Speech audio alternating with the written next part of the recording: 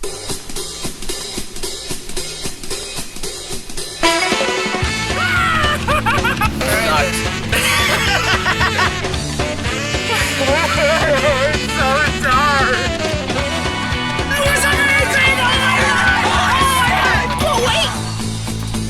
more!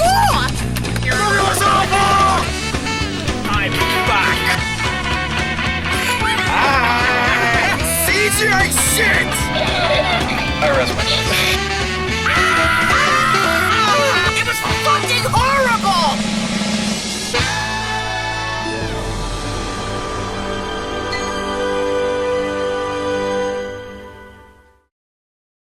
Hey guys, what's up? It's BigJackFilms here, and welcome back to another opening night. This one is a little bit different and kind of last minute put together because this was something I was not expecting to watch at any point in time. But long story short is, I was with my girlfriend over the weekend to see Joker. We did an opening night on that. You can go check it out, the new Joker movie. It's been getting mixed opinions, to say the least. And we were planning to see some other movies, but money's a little tight, so we decided to stay home and go on Disney Plus and see what was on there. And we came across a documentary that I was kind of wanting to see for a while. I heard about it, I just never fully had seen it. I heard good things about it, and it turns out to be a full-on miniseries. That, of course, being Light and Magic, which is a 6-part documentary series, miniseries, about the history of Industrial Light and Magic, which is the special effects company mostly famous for Star Wars, among practically every big movie you've ever seen. Now, I'm no stranger to ILM. I've known them for a very long time. Throughout my film history courses, watching documentaries, watching making-ofs, I am very much aware of them. I brought them up in my show many times. ILM, they are one of the best special effects industries in the entire world, and deservingly so. Like, these guys pioneered a lot. And this documentary is actually really good. I can happily say this is a very good documentary. And it's funny because next to it in the recommendations is Empire of Dreams, which is another good documentary about ILM, but that mostly focuses on the original Star Wars trilogy. But with ILM, it's interesting because they pretty much go through the history and evolution of the company. And it's weird, this might be my first documentary I've ever reviewed on opening night. So, it's not really, it's hard to get a grasp on a plot, it's just the history of ILM. But what can you expect from this documentary? Well, first and foremost, some great interviews with a lot of talented people. Steven Spielberg, George Lucas, Ron Howard, Robert Zemeckis, a lot of people who work at ILM, veterans, what's his name? John Dykstra, Dennis Muren, Phil Tippett, a lot of these people who had worked since the beginning, and you get to see how they evolved as sort of a family, how they all kind of stayed in one place. It's really fascinating. The first, I think, 3 episodes mostly focuses on the first Star Wars, where they had built a warehouse. George had bought in a warehouse in California, a small one, to do all the special effects for ILM, and a lot of them, these guys have worked in commercials. But then when Star Wars became a big thing, they moved everything to San Francisco in a bigger building, and that's where they've been for a while. And I think they even moved to Lucasfilm, I think, at some point. But with this documentary, it's really fascinating. Now, I had known most of the history of the making of Star Wars, watching Empire of Dreams, among others. This one goes into much deeper detail about how stressful it was for the effects department, how they tried to make it a positive energy place, but because of the deadline, George would come in and and apparently him and John Dykstra had a fallout I had no clue about. And even Phil Tippett, like, I feel so bad for Phil Tippett because it's not just a matter of, like, what he does as a profession, but they, at the end of the last episode, they go into Jurassic Park, how that changed the industry. Which, by the way, there is a great fan documentary on YouTube. I'll put it in the link down below of how sort of a follow-up to this, how Jurassic Park fundamentally, as a film story, thematically mirrors a real-life problem with computers and AI and technology. So it's really fascinating. I will put that in the link below. Check that out. But with this, they go into the details of how, you know, it killed stop motion. It killed, like, computer technology killed a lot of special effects. And now there's sort of a zeitgeist to go back to the old stuff. It's really fascinating things here, which I really like. And I'm really, honestly, really impressed with this. So that's one of the main reasons is the interviews are great. You get to know a lot of these people a ton more. And you get to see, it's not what, I mean, like, yes, there was happy-go-lucky stuff, but there was a lot of drama in between. And there are certain people responsible for that. With that being said, what else is there to like about this? As well, seeing the high-quality images of not just behind-the-scenes footage, stuff I've never seen before, but also footage from the original trilogy. Now, something I noticed about this, the certain prints they used for this movie on certain films. For Star Wars, it's clear they were using some sort of HD footage from the original Unaltered trilogy, which means some of that still exists. And not just that, behind the scenes, like shots not finished. You see them in this.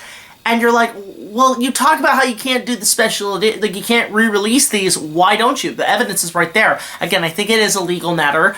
But on top of that, I will admit some of the footage for the original trilogy looks a little grainy, and it looks like they did do what they did with the 2007 DVDs, which, by the way, heard they have disc rot, which I have those, and I haven't had a problem.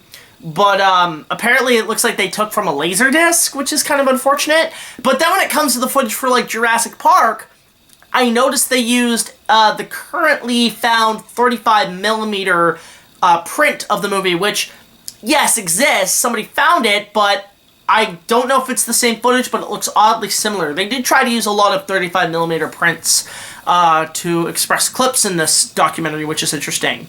But that was interesting to see high quality footage of some of this stuff, but then just to get really first-hand accounts. You see things like some of these guys' first home movies from the 50s and 60s and the stop motion they used to do. It's really fascinating. Some of these I still want to watch. Like, I still want to see some of these guys' old movies and see how they hold up. But it's a really great documentary. It's a really good mini-series on ILM. Now, it's funny how Lucasfilm and Disney are kind of doing these documentaries more. They've been advertising them like crazy. The next one on their list is on John Williams. And I'm kind of liking these sort of legacy documentaries, I guess you could call them, where you're going through the history of how the films that we grew up with, like the evolution of them. So the first one is ILM, the special effects. Now we're getting into the music by John Williams. Now I do want to watch that. I feel like that's going to be the sequel to this, which I'm really excited for. But I definitely want more of these. I definitely want more of these type of documentaries. I want to see one on maybe the sound department. Let's get a whole documentary about Ben Burtt and his time at Lucasfilm, because this guy, one of the best sound guys in the industry. Let's get a whole documentary about him. I'd love to see one on Pixar. I would love to see one about, like, certain productions. Like, what I love about this, something I didn't know about this in this documentary. John Knoll, one of the head special effects guys who basically created the plot for Rogue One, invented Photoshop.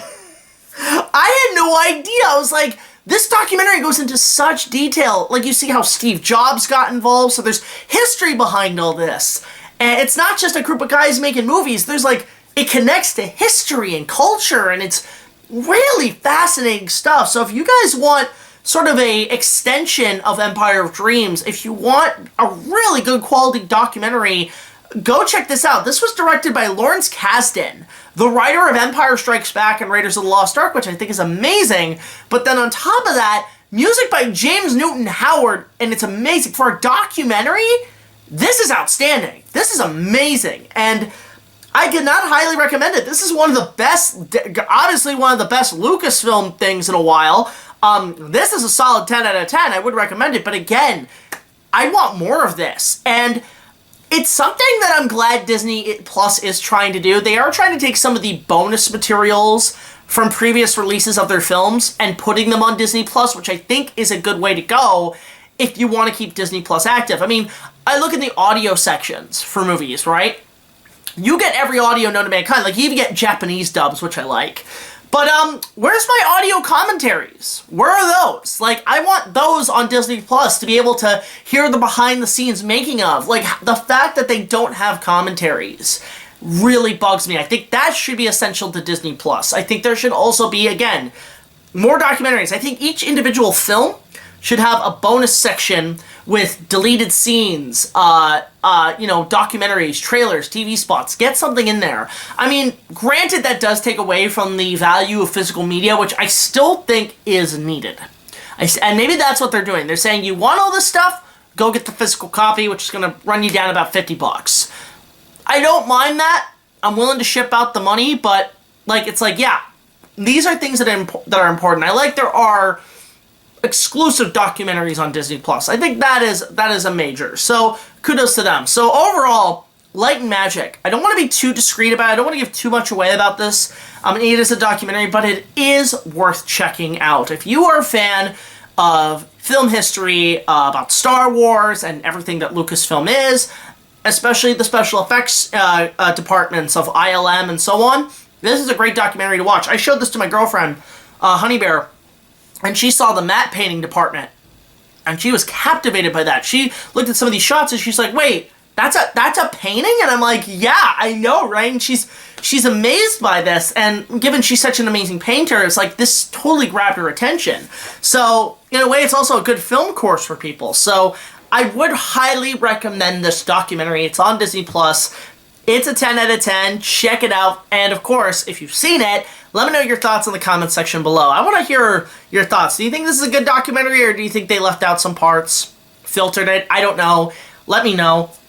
But again, thank you so much for watching this quick little opening night. Don't forget to support our Patreon. Just $1 more will get you early access to all of our content as well as other special features. We're going to try to get more movie reviews out there. I know there's a bit I'm behind on, but this is just something to hold you guys over, and I hope you guys enjoyed this. So until the next video, like, comment, subscribe. We'll see you guys later. This is BigJackFilms signing off, and go check out Light and Magic. It's a great documentary. Or check it out. Take it easy.